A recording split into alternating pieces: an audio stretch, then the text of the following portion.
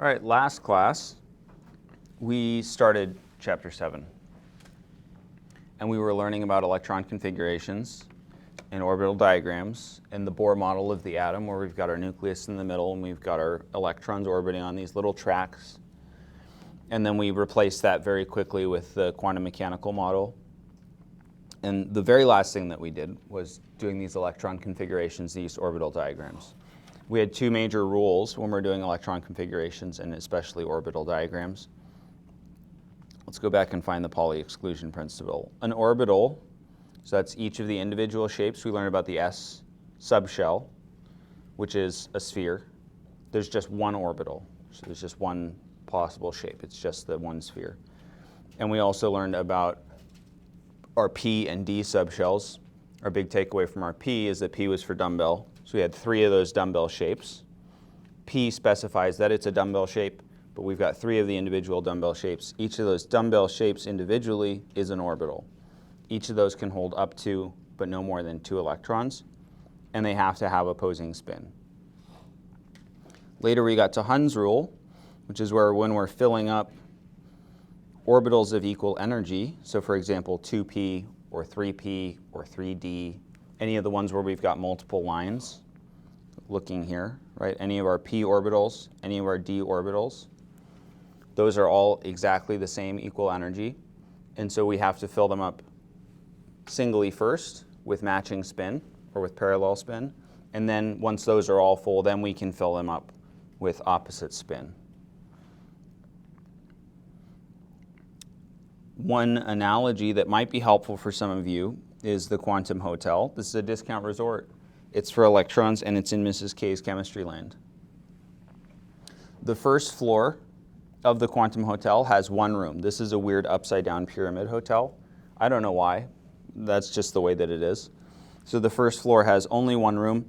The second floor has 2 rooms. It's got S-style rooms and P-style rooms. The third floor has 3 rooms, and the fourth floor has 4 rooms. And everything after the fourth floor would also have 4 rooms. And these rooms, you can think of them as like, if you've ever tried buying a hotel room, renting a hotel room for a night, there's often different size rooms. There's rooms that have like 1 bed. And if you've got 1 person or you're traveling with a friend or a loved one, maybe you get the 1 bedroom. There's also rooms with 2 beds. There might be rooms with 3 beds. There might be rooms with whole lots of beds. So that's kind of what our S, P, and D options are. There are different numbers of beds in the room. And the rule is that there's only 2 people per bed. There's a maximum of 2 people per bed. These aren't king-size beds. There may be queen-size beds, possibly double-size beds. So you can't fit that many people in these beds. And if you get 2 people in one of these beds, they have to have opposite spin. So they're laying head to foot that way. In some ways, this makes sense. If we think about this as a hotel room, say that we're renting out a P room. So P has 3 beds, 3 orbitals, 3 of those shapes, those dumbbell shapes. And at this hotel with 3 beds, if there's 3 people staying in a room with 3 beds, you and 2 of your friends, even if they're besties, even if you're all the best of friends, right? 3 people. How are you going to arrange yourself in those beds? Are you all going to try to climb into 1 bed together? No, you're all going to grab your own individual bed. You'll probably all sleep with your heads facing the wall, because that's survival instinct. You're going to spread out as much as possible. Electrons do the same thing. They also want to spread out in their space as much as possible. If you get 4 people, then you might Rochambeau to see who gets to pair up with that 4th person, or friendship dictates who sleeps with who in the same bed. But you're going to sleep head to foot. I don't know how the sheet situation works out on that, but let's just pretend that we've got sleeping bags or something to make it convenient. The other thing about this hotel is that all of the electrons that are staying at this hotel are super cheap. They're getting the cheapest room that they possibly can. They're not trying to spend any extra money. It is a discount resort after all. They're not going there for a fancy vacation. They're just trying to get by. And so they're going to fill up the first floor before they fill up the second floor, before they fill up the third floor, and so on. Generally, bigger rooms cost more money. Any questions about this analogy? You don't have to like it, you don't have to love it, you don't even have to use it, you can forget about it right now. There's other ways other than using this graph that we saw before. Energies are y-axis and our lowest energy is 1s. Then we go to 2s, our p's and our d's are offset. There's other ways than just memorizing this diagram to remember the way that we fill up our orbitals, where our energy levels are. One of those ways is using this order.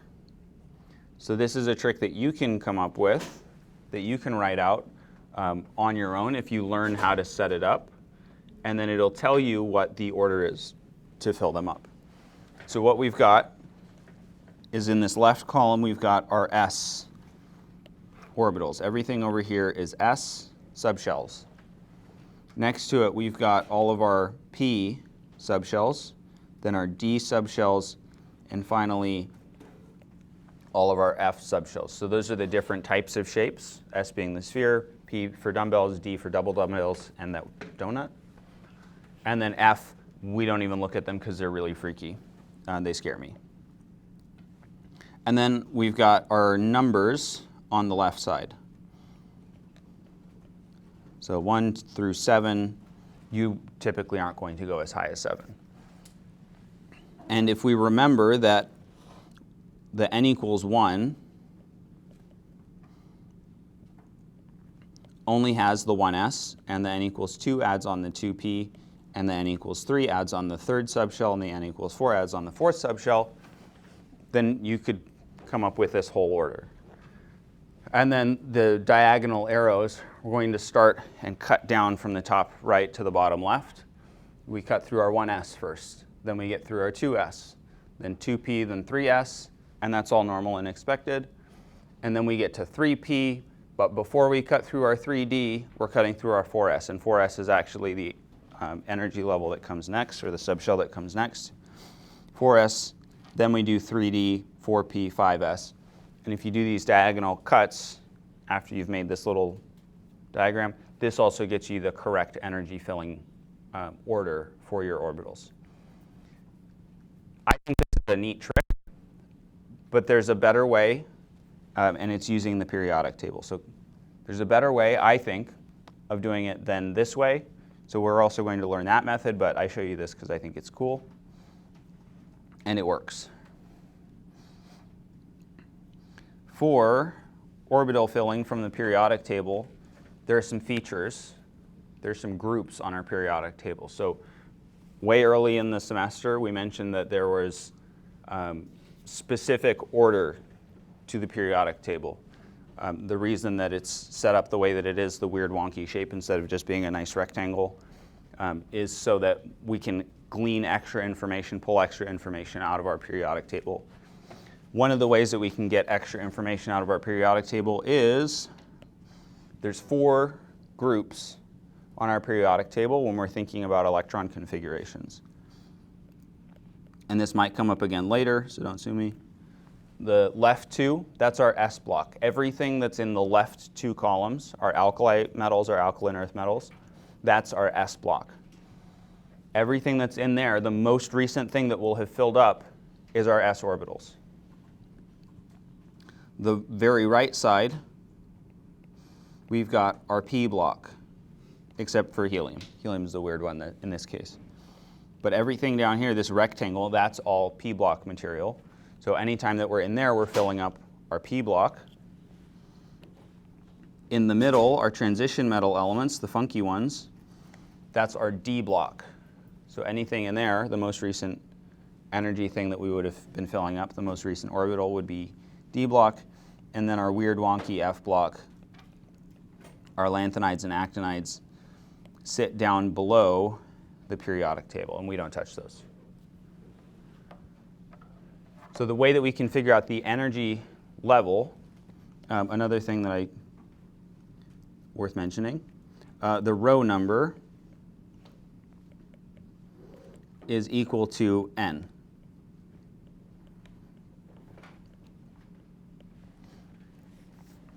So if we're in row 1, we're filling up 1. N equals 1. In n equals 1, we only have the s orbital. So 1s for hydrogen and helium. If we continue through the periodic table, we would jump to the next row. We are now in the row 2 in the s block. So let's write this out as we go through it. So our energy filling order, we've got 1s. We continue through our 1s and we get to our 2s, row 2, s block. After that, we would jump all the way over to boron. Boron is in row 2 still, but it's in our p block, and so this is 2p. After that, we would jump down to our row 3, where we've got 3s, because we're in the s block of the third row.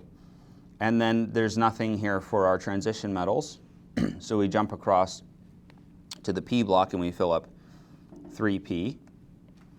After our row 3p, where do we jump to? We jump to row 4 because we've reached the end of our row. Counting up from 18, which is argon, we would go to potassium, which is 19. So we'd be in row 4, and we start off in the s block. And so we would be in 4s, and then we get to the d block. This is our first time getting to the d block. Where does the d subshell first show up? What n number? Don't look at the row number. Think about principal quantum number, 1, 2, 3, 4, 5, etc. Where does our d block show up for the first time? N equals 1 has just one subshell. N equals 2 has 2 subshells, S and P. N equals 3 has 3 subshells, S, P, and D. And so our first row of our d block is actually 3d. So that's the one odd thing. But if you can remember that the first row of the transition metals is 3d, you will come up with that correct order. And then it continues to 4p, then 5s, 4d, 5p, and so on and so forth. So this is another way that we can come up with our energy order. Any questions about this currently?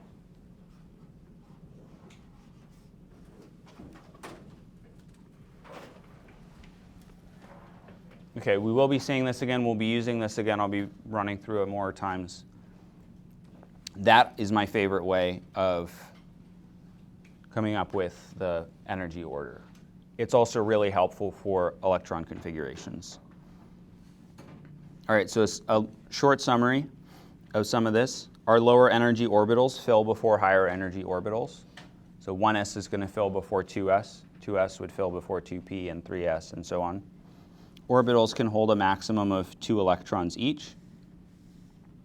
And if we have 2 in the same orbital, the same box in an orbital diagram, then we can have 1 upspin, 1 downspin.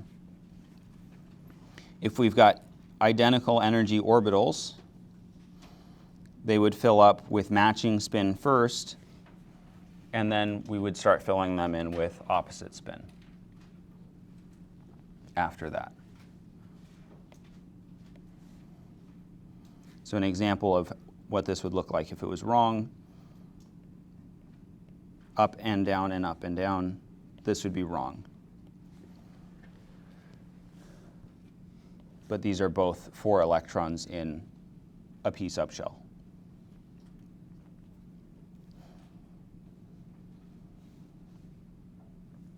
All right, let's write some more electron configurations and orbital diagrams. Let's start with nitrogen and then work through oxygen, fluorine, neon. Nitrogen has how many electrons?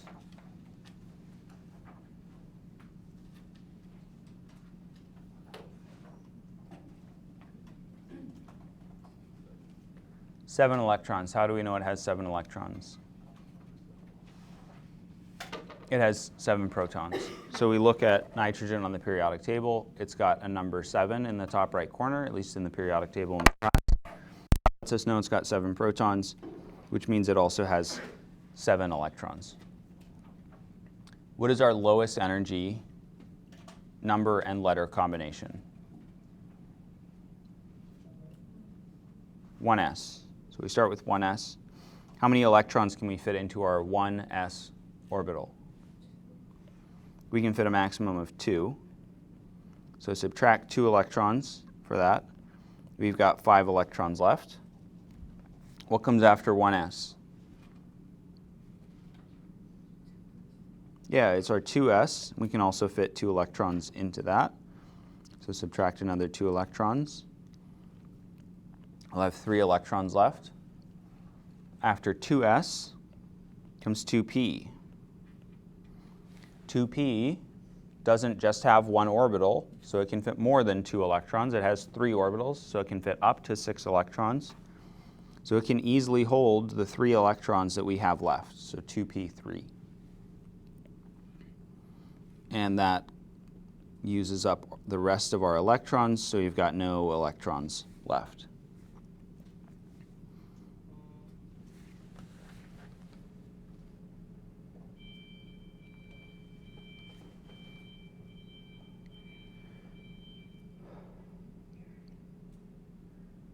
Any questions about that electron configuration?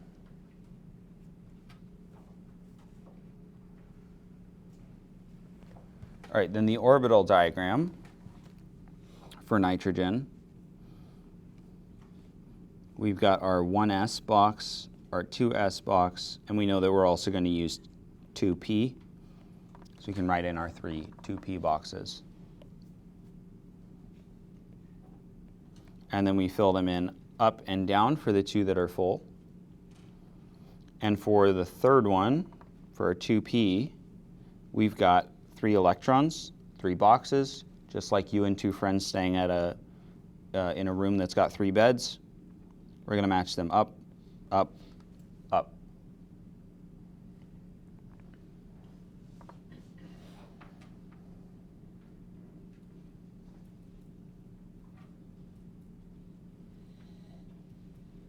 Questions?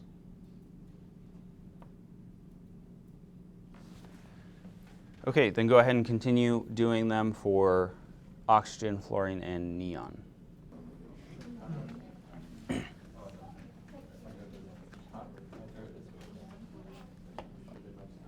Okay.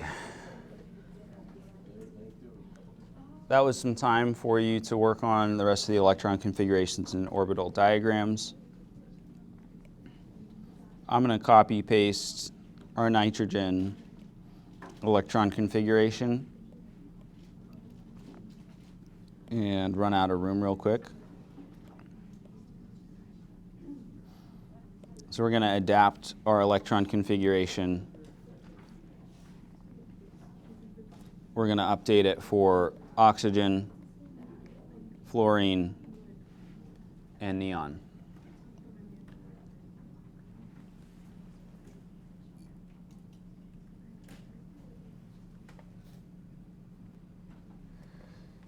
So updating it for oxygen, fluorine, neon, nitrogen had 7 electrons, oxygen has 8, fluorine has 9, neon has 10.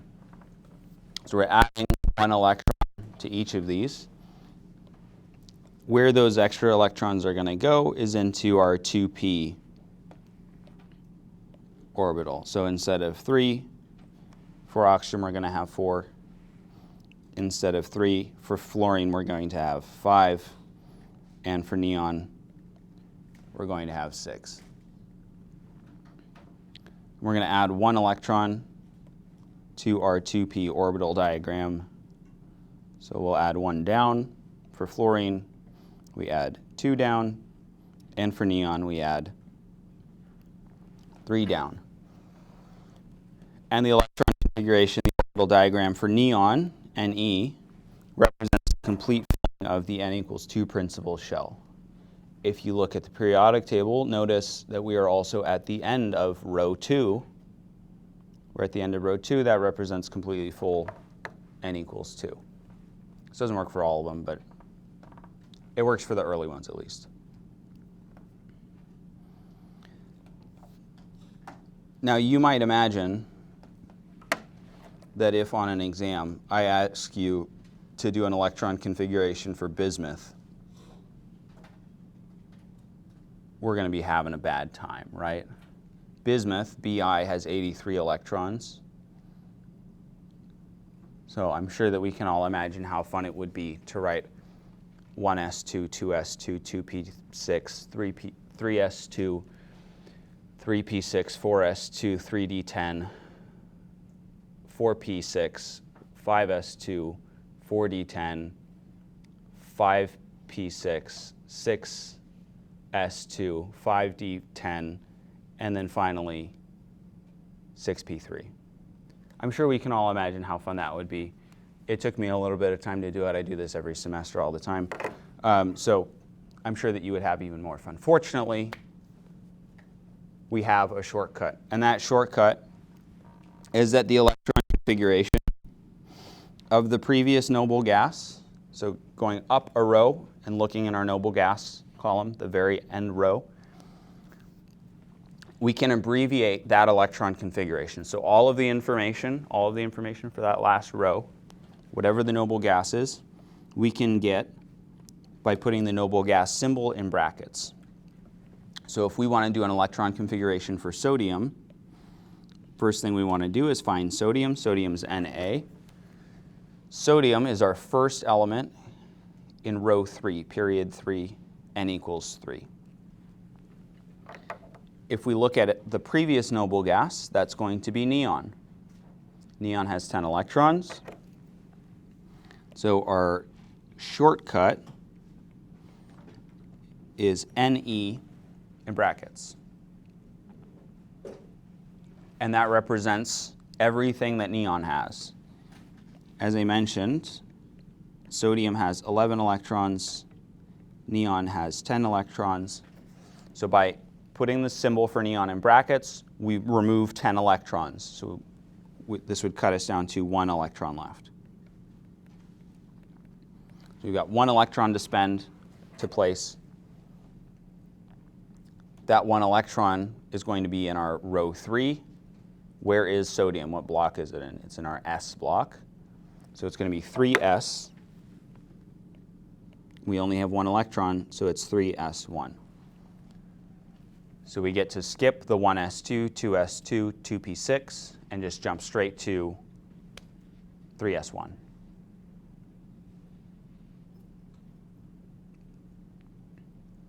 This is moderately convenient for sodium, but as I mentioned, for bismuth, with 83 electrons, saves us a ton of time. Tons of writing, lots of brain power, super convenient. Any questions about using this shortcut method?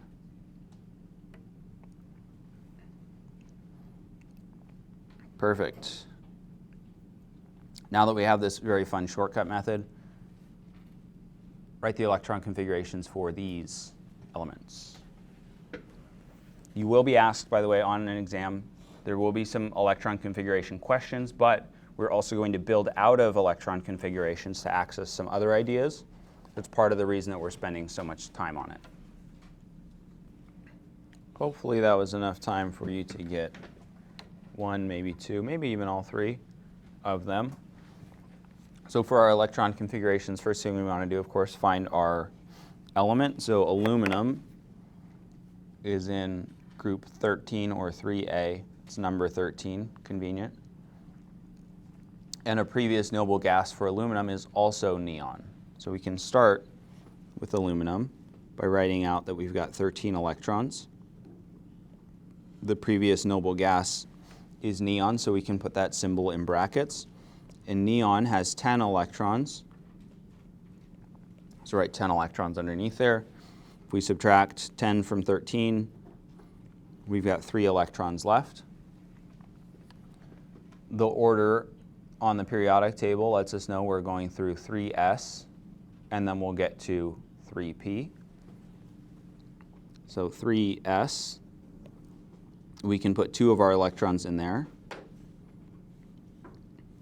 and then we can put our last electron into our 3p. So symbol for neon in brackets, 3s2, 3p1 for aluminum. Bromine is a bit more of a challenge. Bromine's number 35. It's got 35 electrons. Bromine's previous noble gas is argon, Ar. Argon has 18 electrons. So we write the symbol Ar in brackets and 18 electrons below that. After some subtraction, we get 17 remaining electrons, 17 left to place. If we look at the row that bromine is in, the stuff that comes after argon, we're in row 4, and our first block left to right is our S block. So we'll have 4s. We can put 2 electrons in there. That'll give us 15 electrons left. After our S block, we get to scandium, and scandium is part of our D block. Our D block first shows up. The first time it shows up is in n equals 3. So this is 3D. So 3D, the D subshell has 5 orbitals. Each of those orbitals can contain 2 electrons, so we can get a total of 10 electrons into our 3D orbitals. So 3D10. If we subtract 10 from our 15 remaining electrons, that gets us to 5 electrons remaining. And after we've gotten through scandium all the way through zinc, that's our D block, then we get to our P block again. And we're in our P block. Our P block is the same number as the row, so row 4, this is 4p. And we can fit all 5 electrons into that 4p subshell.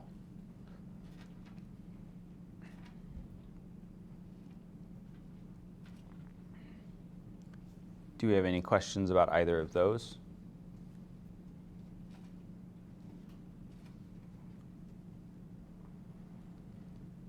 And then our third element we're doing an electron configuration for is SIR.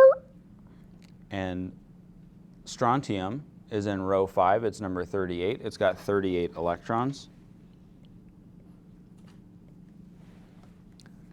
If we look at our previous noble gas, we'd go to our row 4, all the way to the end where our noble gases live, column 18, group 18. Krypton. Krypton has, if I'm seeing correctly, 36 electrons. So we start off by writing Kr in brackets, and it's got 36 electrons. Some quick maths. We've got 2 electrons left. So picking up where we left off with our krypton symbol, we go to row 5, and we are in our S block. So row 5 S block, that's 5s. Conveniently, 5s can hold 2 electrons. So it's just symbol for krypton in brackets, 5s2 for our strontium electron configuration. With shortcuts, it's a lot faster.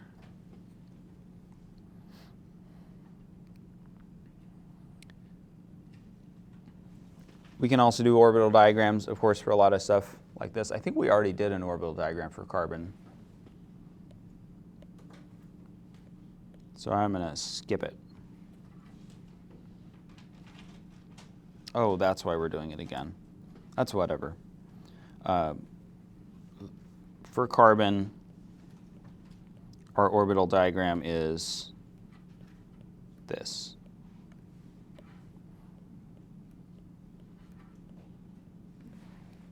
That's our orbital diagram.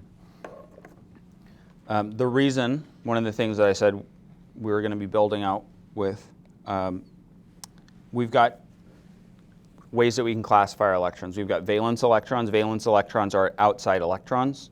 And then we've got core electrons. Core electrons are the inside electrons. So our valence electrons are the electrons in the outermost principal shell. So the highest n number, whatever our highest n number is that we have in our electron configuration. And these are the ones, because they're on the outside, these are the ones that are going to interact with other atoms to form molecules, to form ionic compounds, what have you. So these are the ones that can actually participate in making bonds or doing chemical reactions. That's why we care about that number.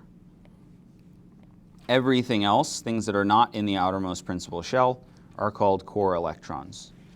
So if we're looking at our orbital diagram for carbon, the 2s and 2p, these are both in the n equals 2. That's our highest number. So these would be our valence electrons. And these two in our 1s would be our core electrons. So carbon has 2 core electrons and 4 valence electrons.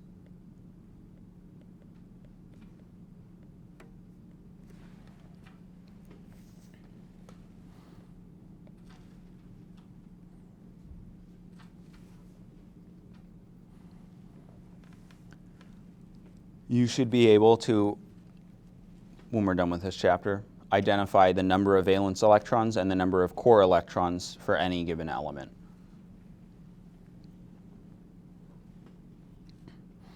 Silicon also has 4 valence electrons. We've got this one color-coded a little bit. It's got 4 valence electrons because it has 4 electrons in the n equals 3 shell. It's got 2 in its 3s2, 2 in its 3p2. So the 2 plus 2, 4 electrons. The rest of the electrons are core electrons. So it's got 10 core electrons.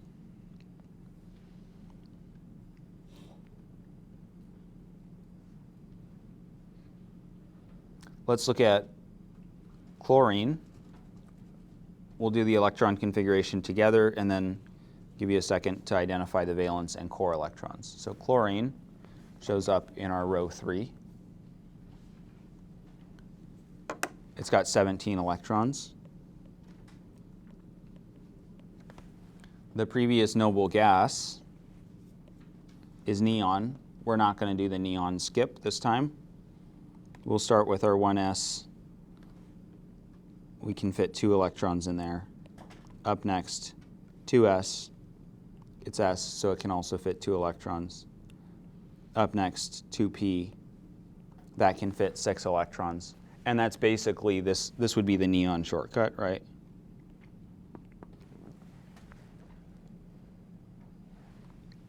And then after row 2, 2p, we would move to row 3. So n equals 3. And we do our s and then our p. So 3s, we can fit 2 electrons. 3p, we can fit the 5 remaining electrons.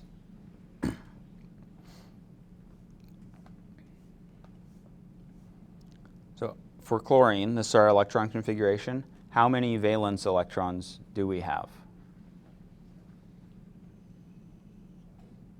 We have 7 valence electrons.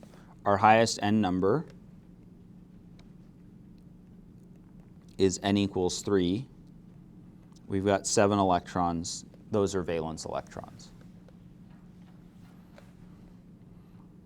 Everything that's in in neon, those 10 electrons are core electrons.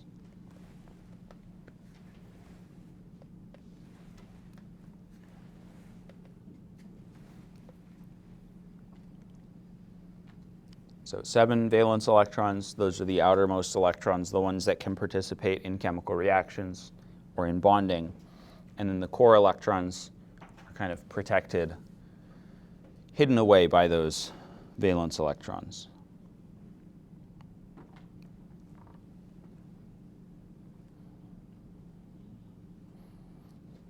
Something that's very convenient about the way that the periodic table is laid out is if you look at our main group elements, elements in the same column have the same number of valence electrons, and they also have similar outer electron configurations. So looking at our first three rows and skipping our transition metals, our transition metal gap would go between 2A and 3A. Everything in the 1A is going to have one valence electron. Everything in 2A is going to have two valence electrons. Everything in 3A has three valence electrons, and so on and so forth, all the way up to 8A, where we've got for helium-2 or for neon-8, argon-8.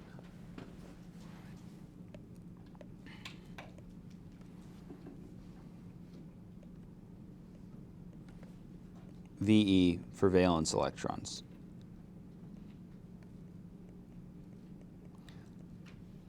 So if we have a periodic table handy, which we often will, we almost always will, or you can look one up, you can find the number of valence electrons without actually having to do an electron configuration, as long as you remember this one cool trick. Just counting how many spots over are we in our main group elements. Just ignore the transition metal elements for this one.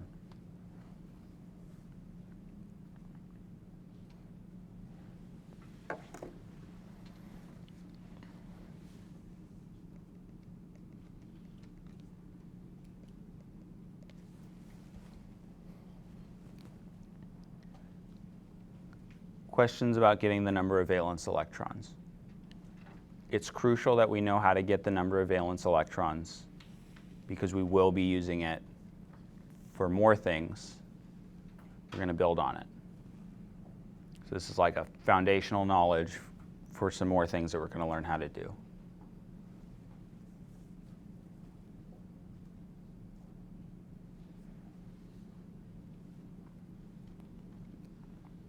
All right, so here it is written out, the number of valence electrons for any main group element.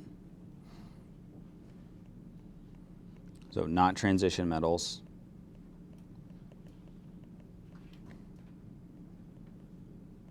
Skip that block in the middle. It's equal to the group number of its column if we're using those A designations, or you can count over 1, 2, 3, 4, 5, all the way up to 8.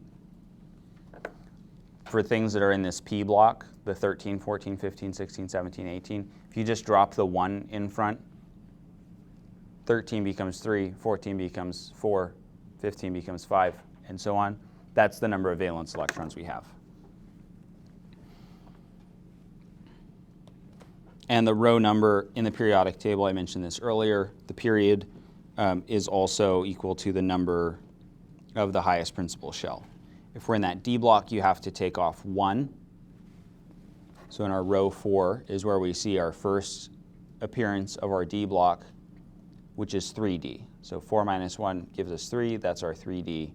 For the F block, we subtract 2. We don't do F block in this class, but that's what we would do.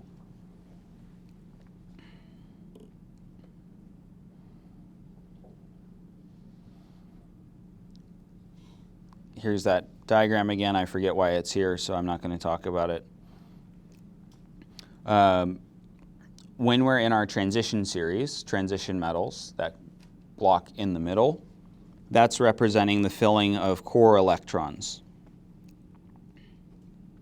Since we're filling N equals 3, since we're filling 3D, sorry, in N equals 4, aka row 4, aka period 4.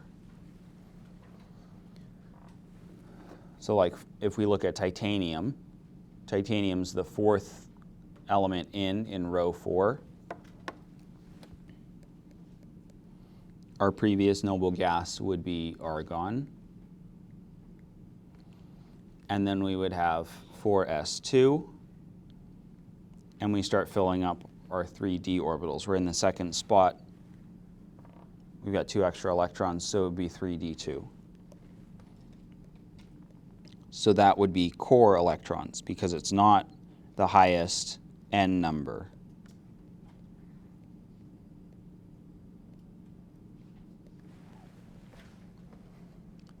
So that's why we're filling up core electrons. There are two interesting exceptions that show up sometimes. For our transition metal series, at most it would be one question on an exam. I don't remember if I've put it on an exam before, but I think they're interesting. I'm pretty sure I've put it on an exam for my Chem 1B, one of my Chem 1 set classes, which is a higher level than the class that we're in.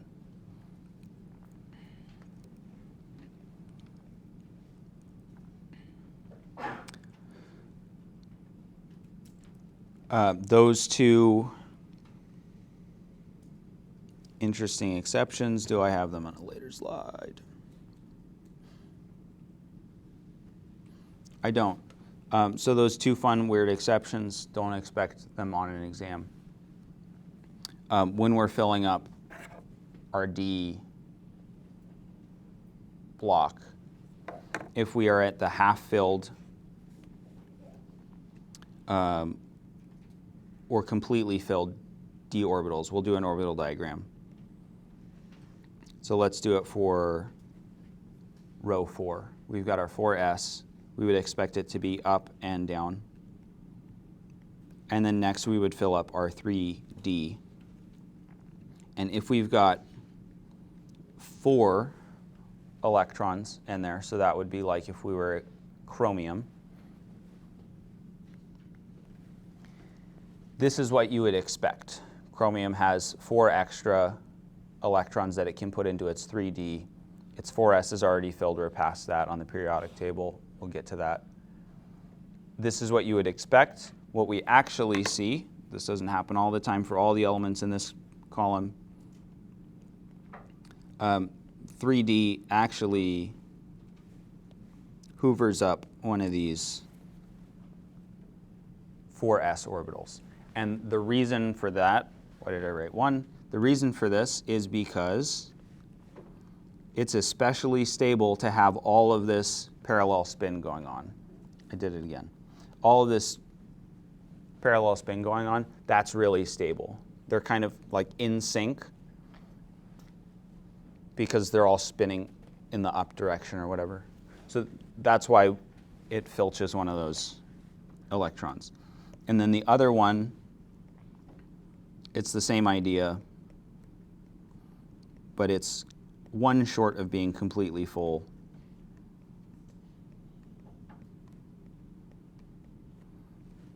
So this would be copper. Copper also steals one of its electrons from 4s and moves it into the 3d, so that 3d10 is completely full. There's extra stability that comes with that. That's kind of the explanation that you get. So I think that's interesting. It's neat. That's why it happens. So don't be confused if you look at like the electron configurations and where'd that come from? That's where it came from. It's more stable having all of that symmetry.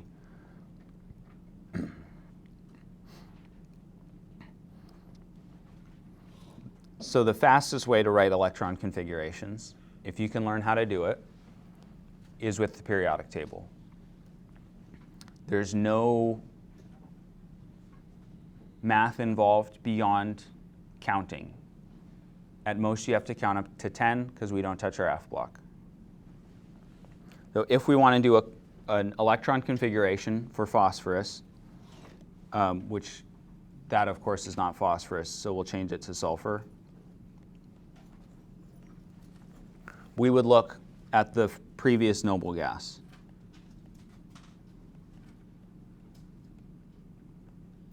And our previous noble gas is neon. After neon, we would jump to our next element. This would be row 3. Write an arrow, jumping over to row 3. And we move through left to right, counting up. So we would encounter our 3s, We're in our S block, 3s. We're past 3s. That means 3s is full. So that would be 3s2.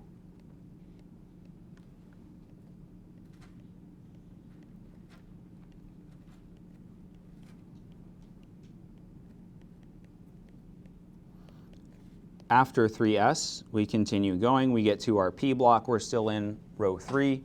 So this is 3p. We are in the 1, 2, 3, 4th position in the P block. So it's 3p4.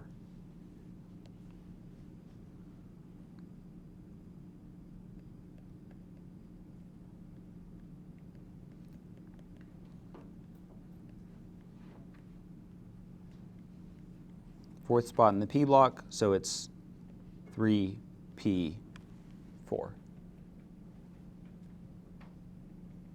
And that would be the correct electron configuration.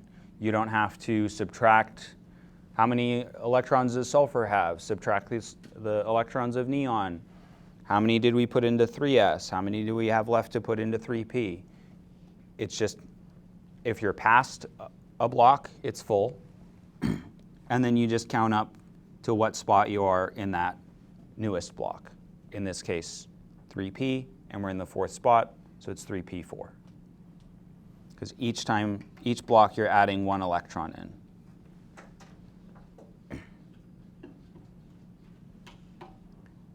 Do we have questions about how that works?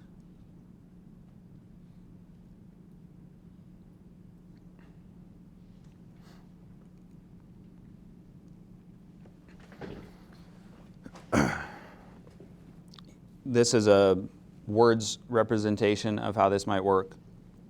So you can represent the inner or core electron configuration with the symbol for the previous noble gas. This is just the noble gas shortcut.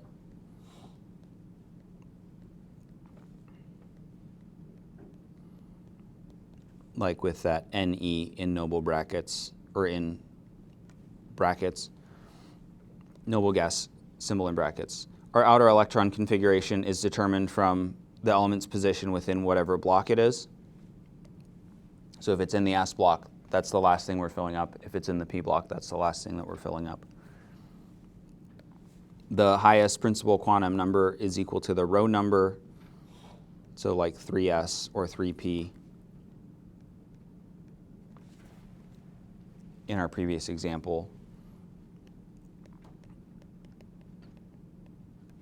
Position in the block determines the number of electrons in that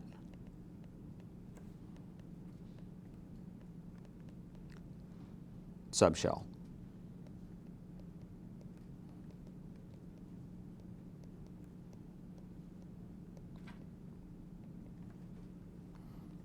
So in our example,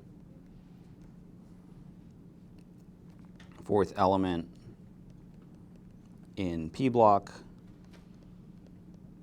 that means that we are 3p4.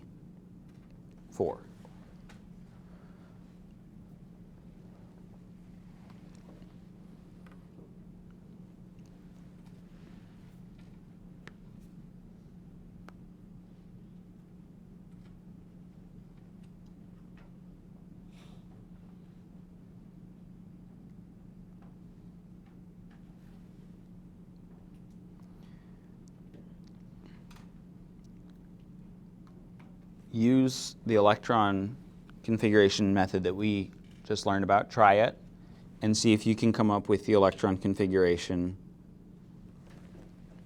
for AS, which I've circled so you can find it.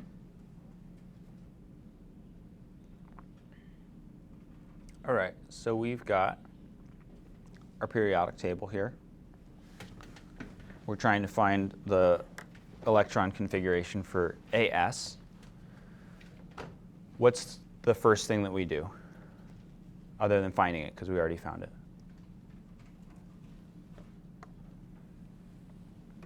How do we start our electron configuration for arsenic?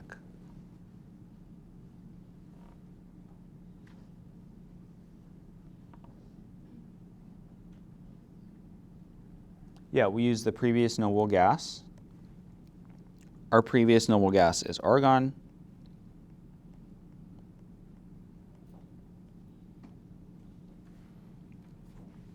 So we start with AR in brackets. What's the very next element that comes after argon?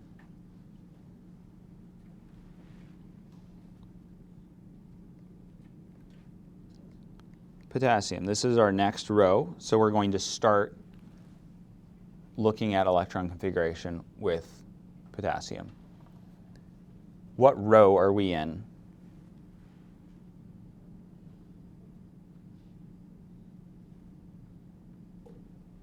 It's the same thing I yelled yesterday.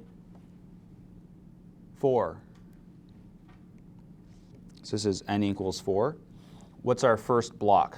What's the first block that we come up with that potassium and calcium are in, K and Ca? That's our S block. So we're in 4s. Are we past 4s? We are past 4s. How many electrons fit into an S subshell? 2. So we got 4s2. Okay, so we're past it. We get to scandium. What number and letter are we filling up when we're in this top row of our transition metals? D. It's our D block, and it's the n-1 D block. So this is 3D. So next up, 3D. How many orbitals, how many shapes do we have in 3D?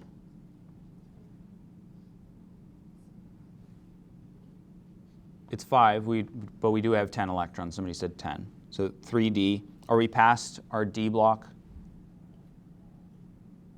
We are past our D block, and so it's 3D10, completely full. And then after that, we get back to 4, and we're in the P block. So 4P. If gallium is the first element in the P block, then what's arsenic? It's the third, right? Arsenic's the third, and so it's 4P3.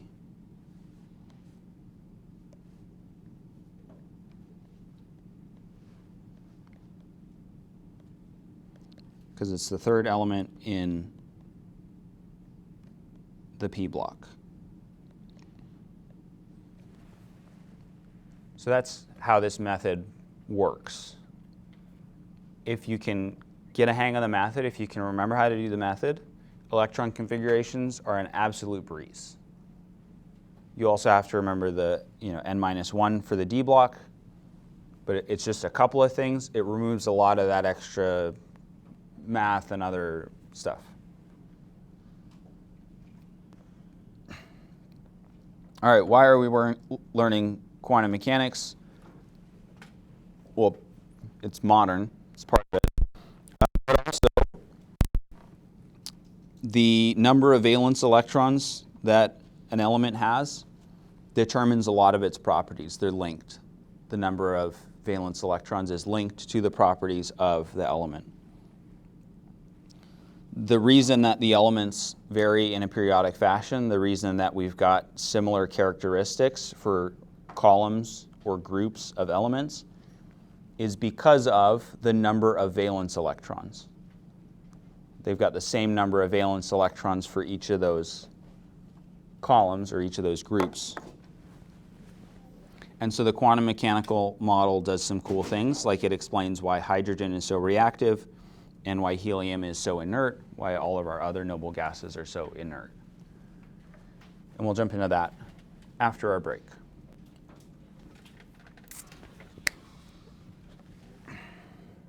So one of the areas where that explanatory power of the quantum mechanical model comes into play is with looking at our different groups. And we're going to look at some of our named groups. So for example, our atoms that have 8 valence electrons, or 2 in the case of hydrogen. These are our noble gases. These are particularly stable. They are very content being the way that they are. They don't need extra valence electrons. They're not trying to lose any valence electrons. They're perfectly happy and content the way that they are. And that makes them relatively inert and non-reactive. You'll be very hard-pressed. You have to go through a lot of trouble if you want to get a noble gas to react. They just will not do it. To the point that helium, neon, and argon are often used as shielding gases. So if you have really reactive chemicals, like things that will ignite, just light on fire if they get into contact with air, if you put them in a helium or an argon or a neon environment, they don't do that. So some reactions, you actually have to transport your syringe of material with a little extra tube of argon gas around the tip of your syringe, and then you can insert it directly into whatever container you want to put it into. There are other gases that are also really stable, but the noble gases are especially stable. And the reason that elements that are close to noble gas configuration are so reactive is because when they get to that noble gas configuration, they become especially stable. So for example, our alkali metals, these are the most reactive metals. Their outer electron configuration, whatever their row number is, S1, they are only one electron past the noble gas configuration. So if these lose one electron, they get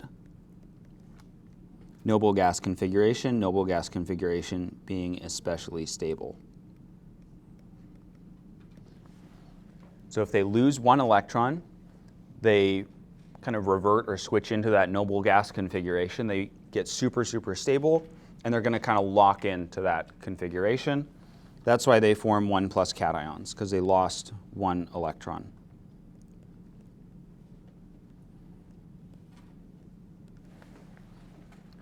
If we looked at the electron configuration, let's do it for sodium. For sodium, the electron configuration is a symbol for neon, not for 3s1. If we get rid of that 3s1, it's the noble gas configuration for neon. It's the same idea for all of those 4s1 or ns1 elements. And that's why they form 1+ ions. The alkaline earth metals have full S subshells. These are all ns2. These need to lose 2 electrons.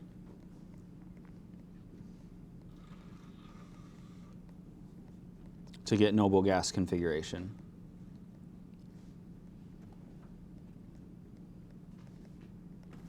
Losing 2 electrons is a little bit more difficult than losing 1 electron. They're not quite as reactive because you have to take off that first electron, and then losing the second electron is a little bit less favorable than losing the first electron.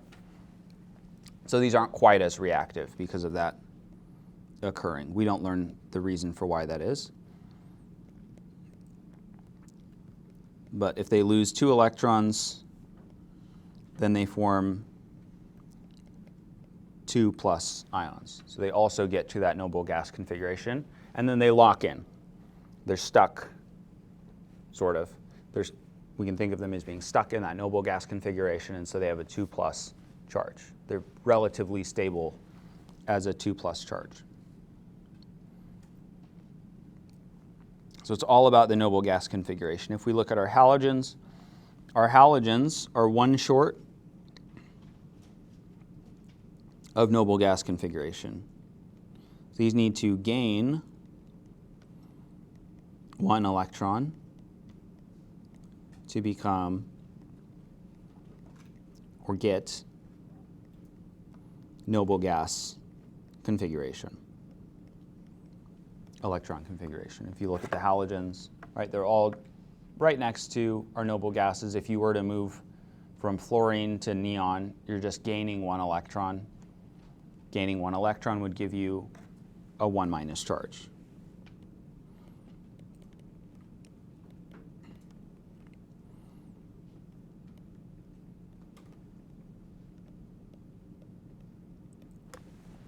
So if they can pick up one electron, they lock in, they get super stable in that noble gas configuration, and they're not going to want to go back. That's why these form this 1 negative charge. That's how much they need to get to the noble gas configuration.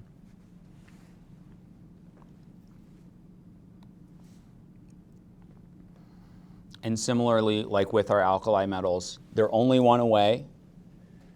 That makes them really, the way that we would think about it, really eager to get there. And so they're going to do everything in their power to steal one electron away. Fluorine gas is notoriously reactive, like scarily reactive. People that work with fluorine they've got a very special set of skills for dealing with specifically fluorine. There's a lot of precautions and training that go into it because it will react with like everything. So our elements that form predictable ions, if we look at them relative to our noble gases, other than zinc and silver, all of the rest of these we can think of with noble gas configuration in mind, electron configuration in mind. So hydrogen only has one electron, it can only lose one electron. The rest of our alkali metals, if they lose one electron, that takes them back to the noble gas configuration. Losing one electron gives you a 1 positive charge. Our alkaline earth metals lose 2 electrons, and they have noble gas configuration. On the other side, we can think of it in terms of how many electrons do we have to gain to get to the noble gas configuration. Fluorine needs to gain 1, oxygen gains 2, nitrogen gains 3, and the rest of the elements in those groups work the same. Aluminum is also a 3+ charge because it has to lose 3 electrons to get to that noble gas configuration. So this explains why these form predictable ions. Questions about any of those? Hopefully this is helpful for remembering these ions. And we'll go over some periodic trends before moving on from electron configurations, sort of. So there's general trends across the periodic table. They're usually left to right or up to down. That's the way that we'll be thinking of them.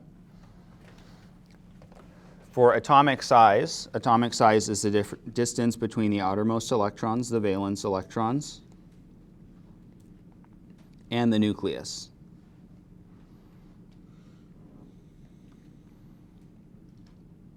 Which is right at the center. So how far is it from the outside to the core? This would be like for the planet Earth. How far is it from the surface of the Earth to the very center of the core of the Earth? But the atom equivalent. And so the way that atomic size changes is that across a period, moving from left to right, atomic size decreases, which is not what you would expect because the number goes up, right? So you would expect that as you move from left to right, number goes up, number go up, I mean, it should get bigger. The reason that it doesn't go up is that the size of the orbitals depends on the principal quantum number. So if we think of like our s orbitals, our 1s orbital for the 2 slots is always going to be the same size. Our 2s orbital is always going to be the same size. Our 2p dumbbell orbitals, those are going to stay the same size within 2p. So as we're moving across, the size of our orbitals doesn't change. What does change is the number of protons in the nucleus. The number of protons in the nucleus increases. Protons have a positive charge. What charge do electrons have? Negative charge. So if our electrons on the outside are staying at the same distance, but we're increasing the positive charge in the center, that's going to pull the electrons in. So it's just like magnets. So the positive charge on the inside gets stronger, so the electrons get pulled in.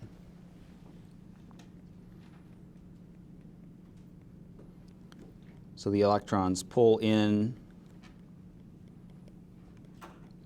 slightly due to increased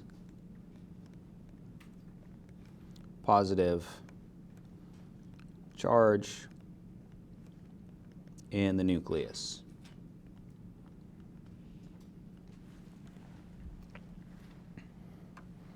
It's not like a huge decrease in size, but it is a decrease in size.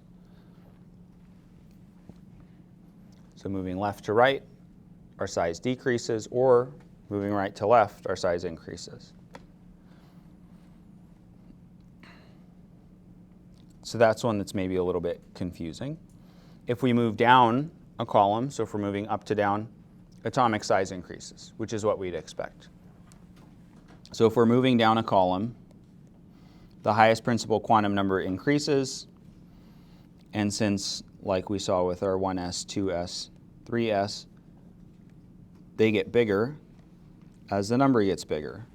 So we're adding layers of electrons to our elements, so they're getting bigger. That one makes sense.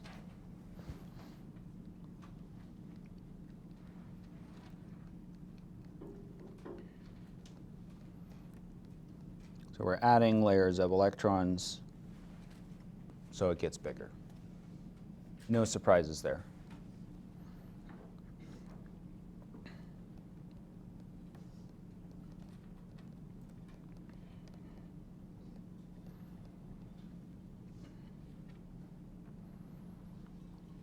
So our periodic trend for atomic size, I think it's more helpful to think of it, the directions, as both of them increasing or decreasing. So that's why here it increases from right to left for atomic size, and it increases top to bottom.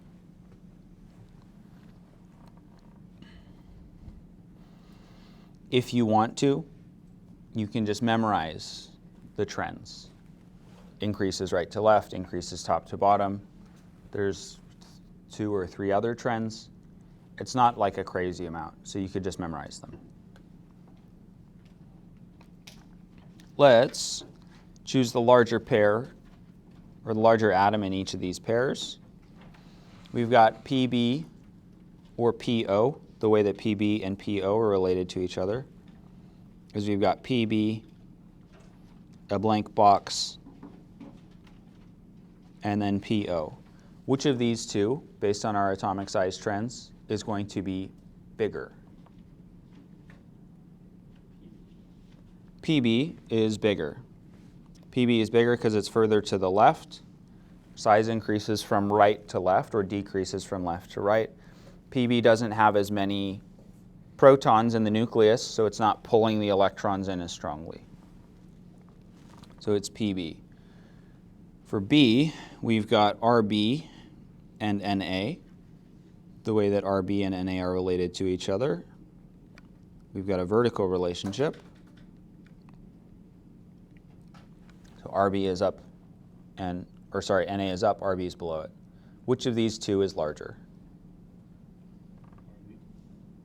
Yeah, RB is larger. RB is larger because it's lower down. Size increases from top to bottom because we're adding on layers of electrons. So we've got extra layers of electrons. Rubidium is going to be bigger than sodium. Then we've got SN or BI. SN and BI are at a diagonal relationship to each other on the periodic table, just like that. So which one of these is going to be bigger?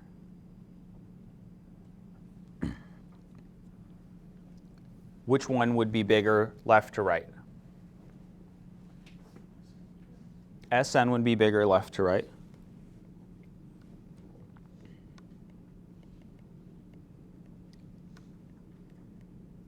And which one's going to be bigger up or down? BI is going to be bigger, not bugger. Bi bigger, up, down. So we've got conflicting trends. One of them's bigger in one direction, one of them's bigger in the other direction. So for this one, shrugging, hands up to the side, Donkey Kong emoji. Probably bismuth is bigger because we added a whole extra layer of electrons. That probably outcompetes the slight little bit of shrinkage from having the extra protons. So it's probably bismuth. But maybe it's not bismuth. I don't know. I didn't look up the numbers. And then what about F or Se? So fluorine versus selenium. Which one of those is going to be bigger?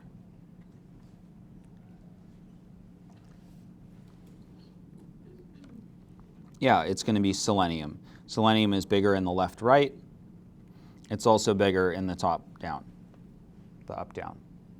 So it's bigger in both ways. We've got additive forces here, so selenium is definitely bigger. Our next trend is ionization energy. Ionization energy is how much energy it's required to remove an electron from the atom in the gaseous state. So specifically for removing an electron, not just adding an electron or removing an electron, it's only for removing an electron. Ionization energy increases as we move to the right.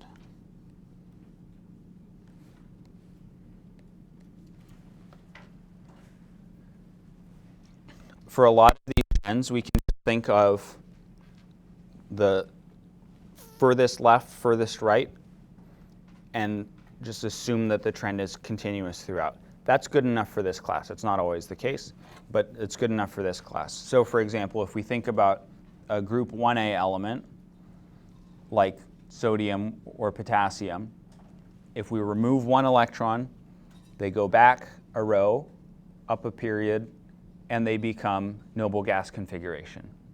They want to do that. That's like ideal. Moving backwards, super stable, now they're noble gas configuration.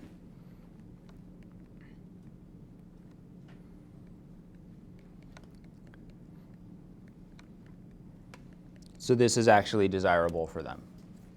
If we go to a group 7A element, like chlorine or bromine, which direction, thinking about adding or removing electrons, removing to the left, adding to the right, which direction do they want to move? They want to gain an electron, right? They're one away. If they get one more electron, then they're going to get noble gas configuration. For ionization energy, we're talking about removing an electron. So this is going the wrong direction. So instead of fluorine getting to be neon, we'd be pulling one electron off. Now it's one further away. It really does not want to do that. So this is the wrong direction for gaining noble gas configuration.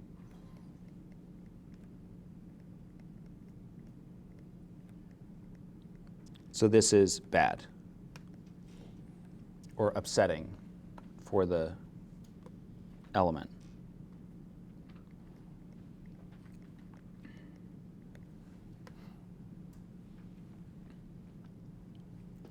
Ionization energy decreases as we move down a column. As we move down a column, we're adding on those layers. The further those electrons get away from our nucleus, where our protons are, the weaker that attractive force is. This is like if you have two magnets and they're right next to each other. They're really hard to pull apart. If your magnets are like an inch apart from each other, they're a lot easier to pull apart. It's the same thing for electrons. They're further away, so they're easier to pull off. They're not as strongly attracted. They're not as strongly held when further from the nucleus.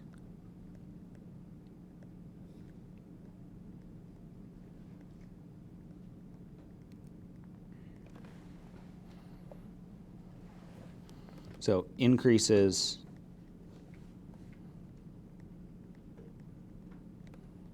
as we go up, decreases when we go down. It's harder to remove it as you go up because they're smaller. They don't have that many electrons anyway. They're also closer to the nucleus, so they're harder to pull off. Ionization energy and atomic size are inversely related, so they have opposite trends.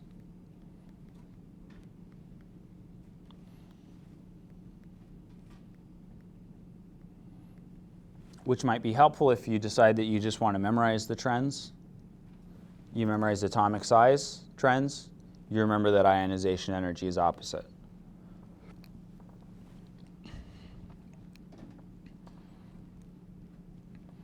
So for ionization energy, the amount of energy that it takes to remove an electron increases as you get smaller, as you go up, and as you go left to right, because things like fluorine really don't want to lose an electron, they want to gain an electron. So it's the opposite of what they want. All right, let's choose the element with the higher ionization energy, harder to remove an electron. We've got Mg and Sr. Which of these has the higher ionization energy? It's Mg. It's smaller. The electrons are held more closely, more tightly, so it's going to be harder to pull those off.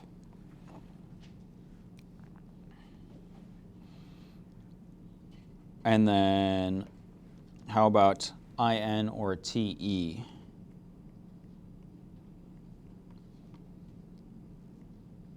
In and Te are related left to right.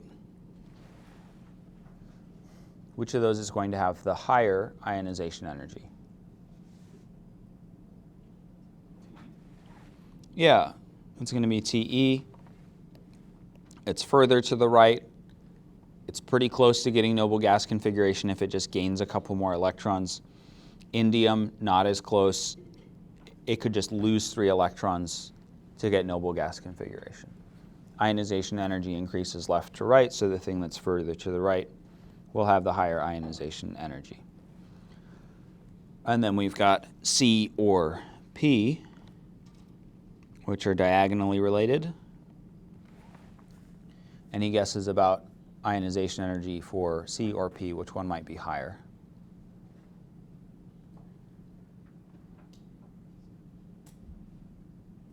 Which one has higher ionization energy left to right? P is higher left to right. And which one's higher up and down? Yeah, carbon's higher up, down. So we've got competing trends. One of them wins on one direction, one of them wins on the other direction. So, we don't know.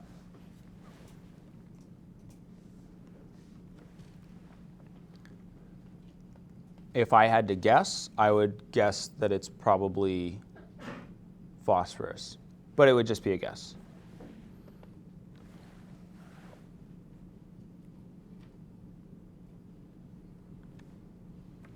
Based on the fact that we're guessing about this in class, in lecture, and I'm the one that teaches the class, I haven't bothered to look it up in the years that I've taught this class. Do we think that this is going to show up on the exam?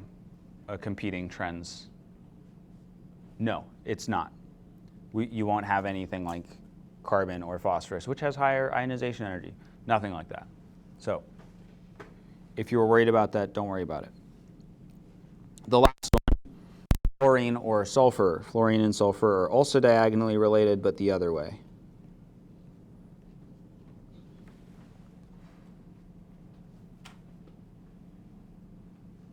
Which one's going to have the higher ionization energy?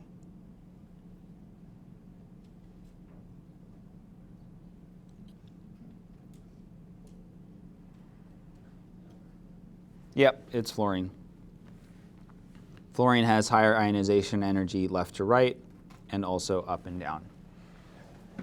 on the entire periodic table of the elements, what element do we think has the highest ionization energy, higher than all of the other ones, based on our trends?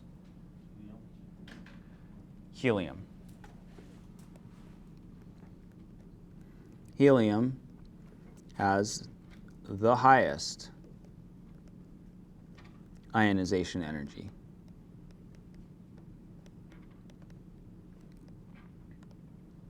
If you can manage to steal an electron from helium, it immediately steals that electron back from anything that it touches, basically. That's my understanding.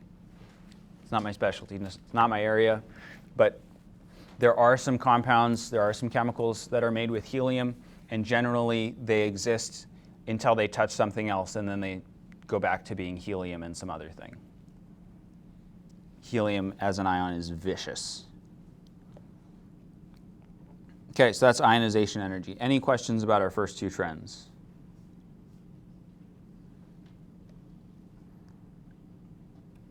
Very cool. Our next trend is metallic character. Metals tend to lose electrons in chemical reactions.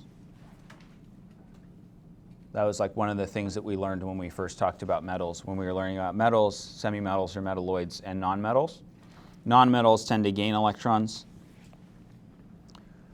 So as we're moving from left to right across a period, ionization energy increases. Metallic character is how likely something is to lose electrons. So it becomes less likely to lose electrons as we move left to right. That's the opposite of metallic character. Metallic character increases right to left.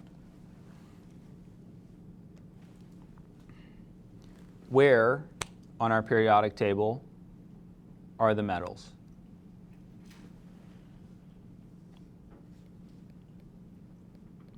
If we had to describe it in an up, down, left, right sort of thing, left to right, where are we going to find metals? On the left.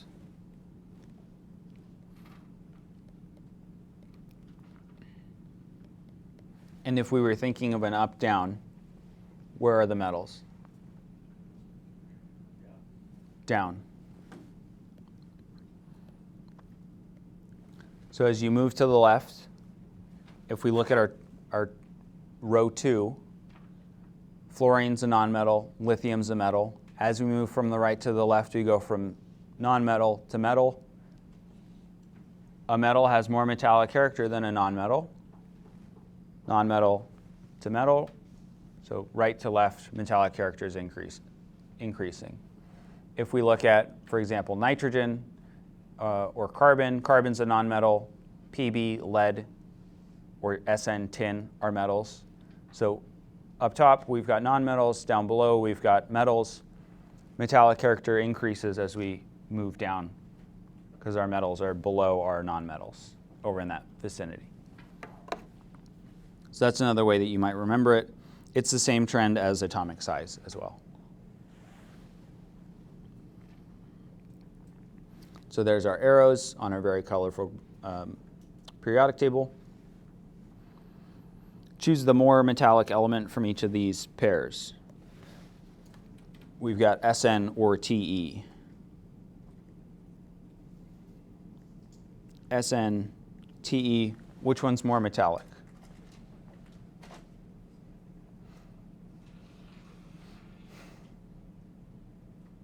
Sn or Te? Yeah, it's Sn. Sn is a metal, Te is a metalloid. Increases right to left, metallic character. What about Si or Sn?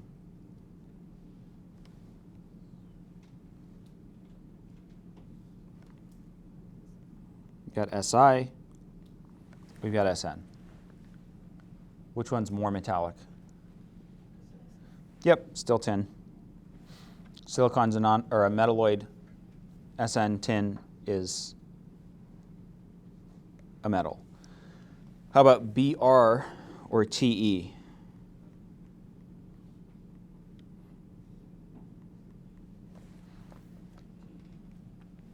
Yeah, it's going to be TE.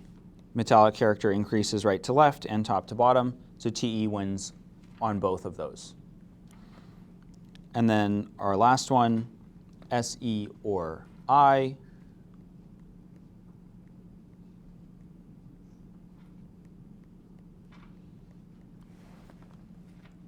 What do we think?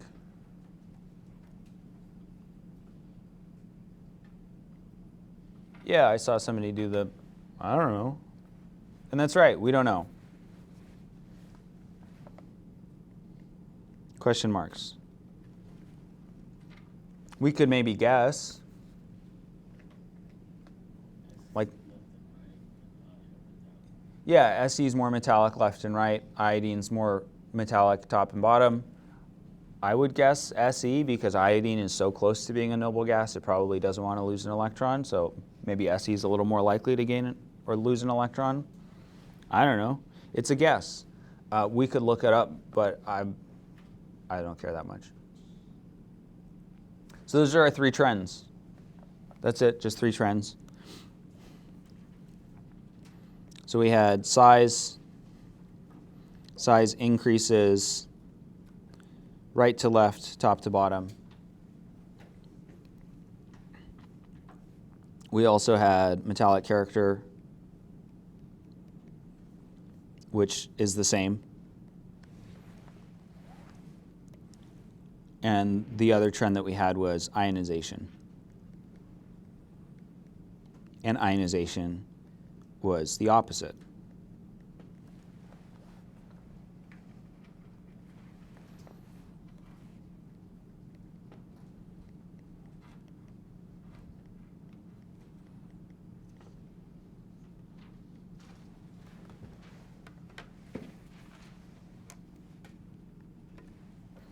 So those are the directions that they increase.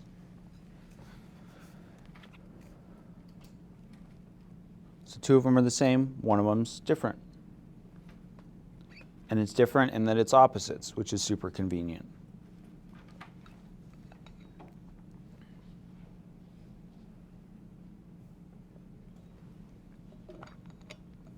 Any trend questions? All right, then we'll get started with bonding theories. Not James bonding theories, just regular bonding theories. So atoms can combine to form molecules, which is cool. The way that they do that is with bonds. They combine to form molecules by bonding together. There are a bunch of different bonding theories. We are going to learn one that's very simple. So bonding theories help us predict what atoms can form compounds, what atoms can bond together, and what atoms cannot bond together. Not everything's compatible.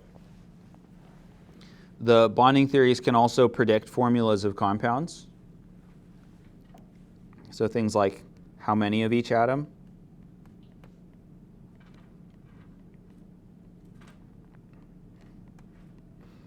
and they can also explain the shape.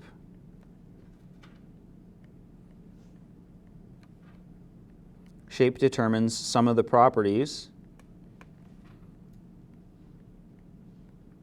of chemicals.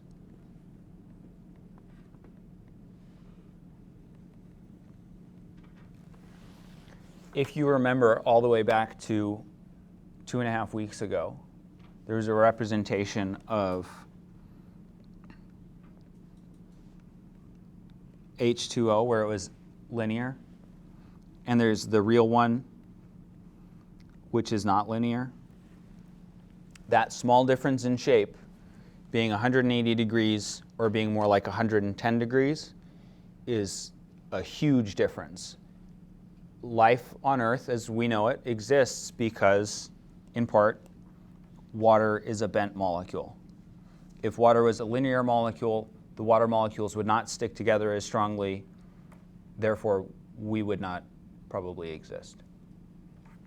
So shape can make a big difference in the way that molecules behave. The bonding theory that we're going to learn is Lewis theory because it's simple. In Lewis theory, we represent valence electrons as dots surrounding the symbol of the element. What are valence electrons?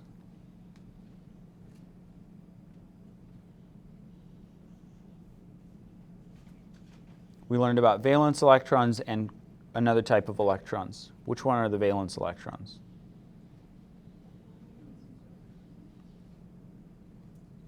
I heard some noises being made, and I'm assuming that it was correctly saying that they're the outside electrons. They're the ones that can bond. So our valence electrons are the outer electrons.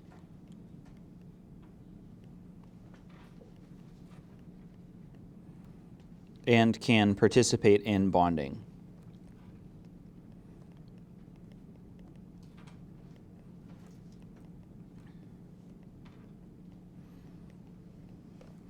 As a reminder, the number of valence electrons is equal to the group number 1A through 8A, that group number, of the element. So we're just looking at main group only.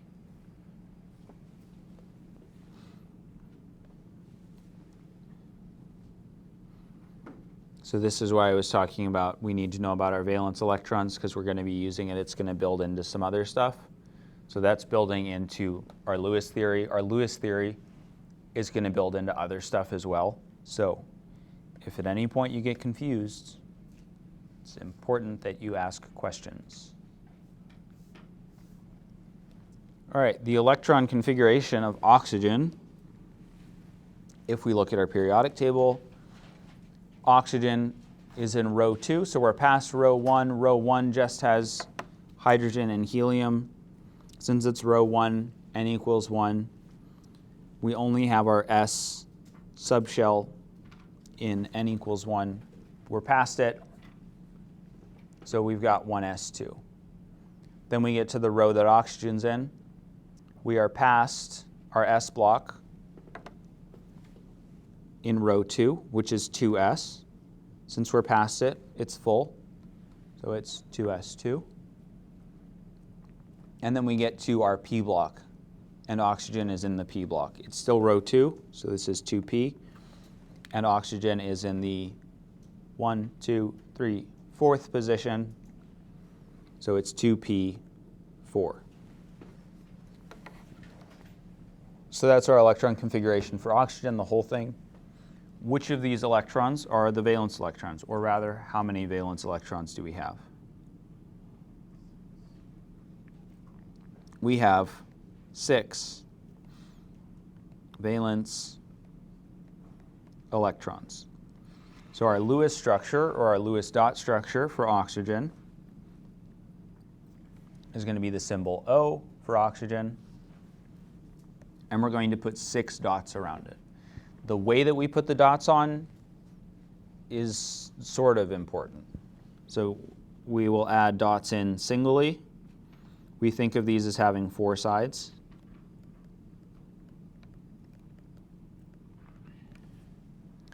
And we can get 2 dots per side.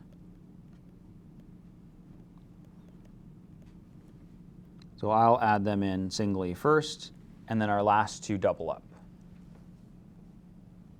It does not matter if you put the doubled up pairs on the left and the right, or on the top and the bottom, or on the top and the right, or the top and the left, or the bottom and the left, or the bottom and the right, or if you manage to find some other way to put them on. Any way works.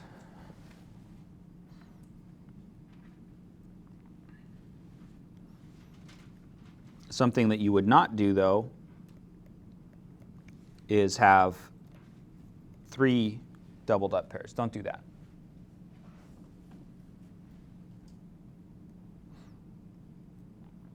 So each of these dots represents one of our valence electrons. That's why we have 6 dots. 6 dots for 6 valence electrons, VE. And again, here, the location is not critical, but they get filled in singly first. and then pair them. So if you've got up to 4 valence electrons, then they go in singly only. After that, for 5, 6, 7, or 8 valence electrons, they get doubled up for the rest of them. Atoms with 8 valence electrons are particularly stable. That's because this is that beautiful noble gas configuration. Our noble gases have 8 valence electrons. Anything with 8 is going to be stable. 8 dots is an octet. The oct prefix and the et, like in duet or quartet, same idea. A group of 8.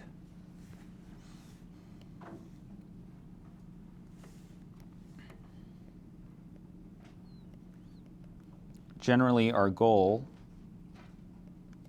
is full groups of 8 valence electrons, full octets.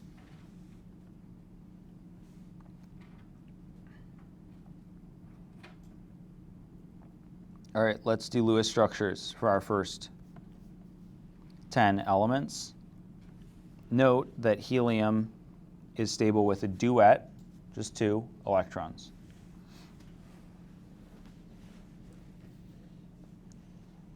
Go ahead and give these a try, filling in the dots. So think about how many valence electrons do we have, and then fill in that number of dots.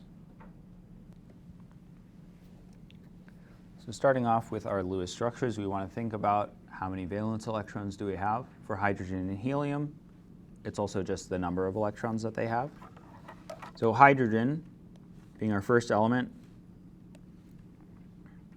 has 1 electron, 1 valence electron. So it's going to have just 1 dot. Helium has 2 electrons, also 2 valence electrons. So it's going to have 2 dots. The reason that I fill them in as paired up is because it's completely full. It just has the 1s. If you didn't write it in that way, don't worry about it too much. How many valence electrons does lithium have?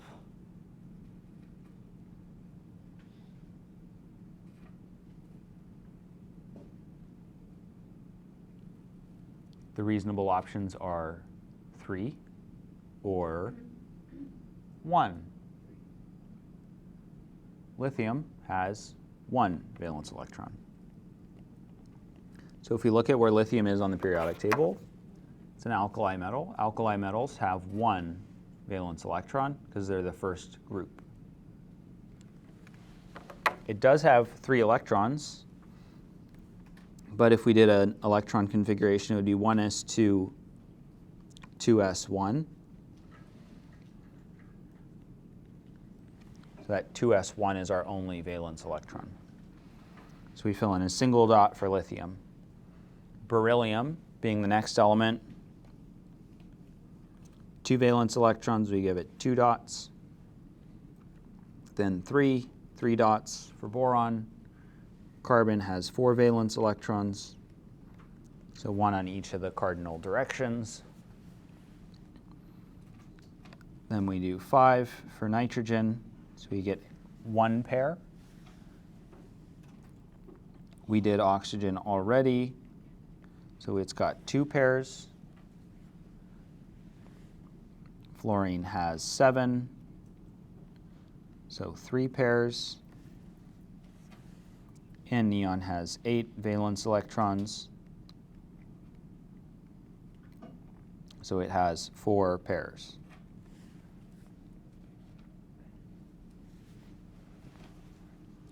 Any questions about coming up with any of those?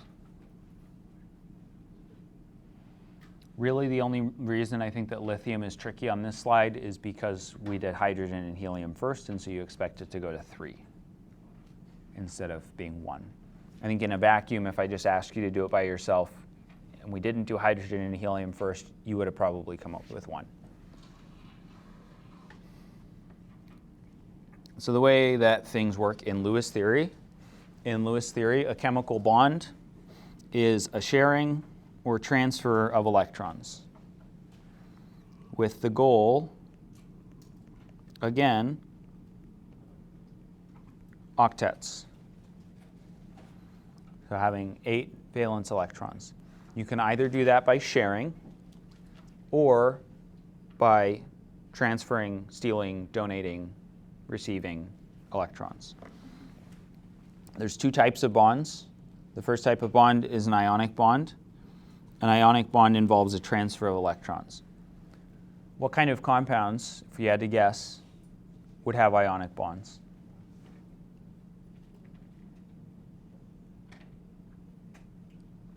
Think about our nomenclature groups, maybe. What kind of chemicals, what kind of compounds would have ionic bonds?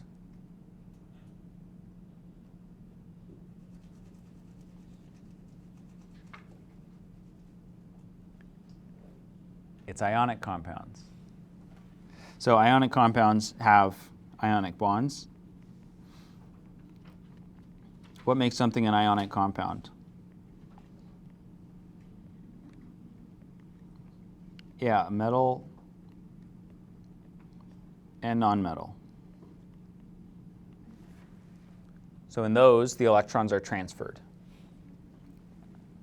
In covalent bonds, the electrons are shared. And what shared means here is that they count toward both octets.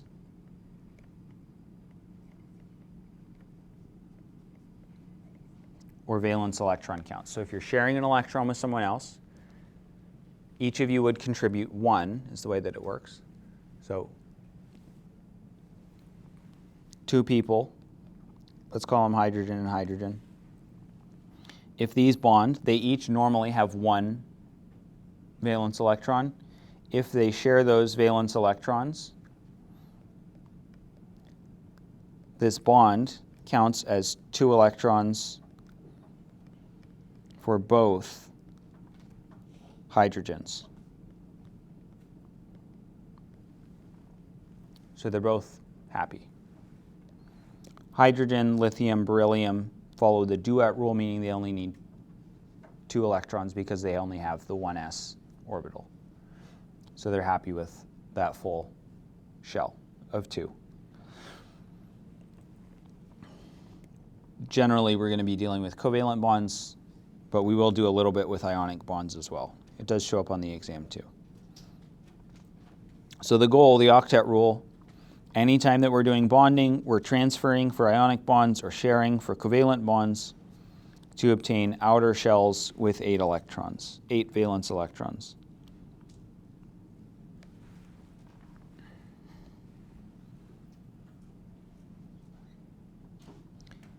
And we'll do examples. We'll do one example now. So let's do the Lewis structures of aluminum and selenium. Aluminum, its Lewis structure, it has 3 valence electrons.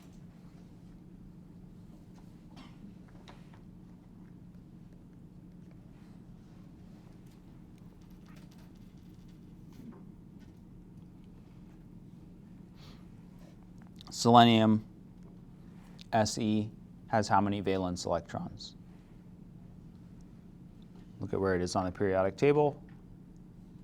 What group is it in? It's in 16 or 6a, so it has 6 valence electrons, just like oxygen. So Se would look like that. On the next slide, we'll learn how to combine things for ionic compounds, but I'm going to just go ahead and do it here. So aluminum being a metal, selenium being a nonmetal. Metals tend to give away their electrons to nonmetals. Metals give electrons, nonmetals receive electrons until they get electron configurations. Noble gas configurations, that is. So aluminum can donate 2 electrons to fill up selenium's valence shell. What this would turn into is aluminum with 1 electron and selenium with a full octet. So selenium is happy because it has its octet. Is aluminum happy? Aluminum is not happy. Aluminum has one extra electron it's trying to get rid of. It's got some electrons to spend still. So we can invoke another selenium. That other selenium might look like this. So the aluminum will get rid of its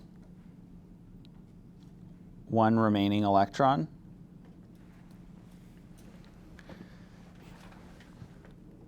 Now is the aluminum happy? The aluminum is happy. Secretly, it also has an octet because it went up a row. So now aluminum has neon's electron configuration. Is selenium number 2 happy? Selenium number 2 is not happy. Why is selenium number 2 not happy? It needs just one more electron. And so what we can do is we can invoke, well, there's probably another aluminum around. That aluminum would have 3 valence electrons. So let's just take one of those valence electrons, and now that selenium's happy, which is cool. Is our second aluminum happy? Unfortunately, our second aluminum is not happy because it still has 2 valence electrons. And so, well, I guess we're going to need another selenium.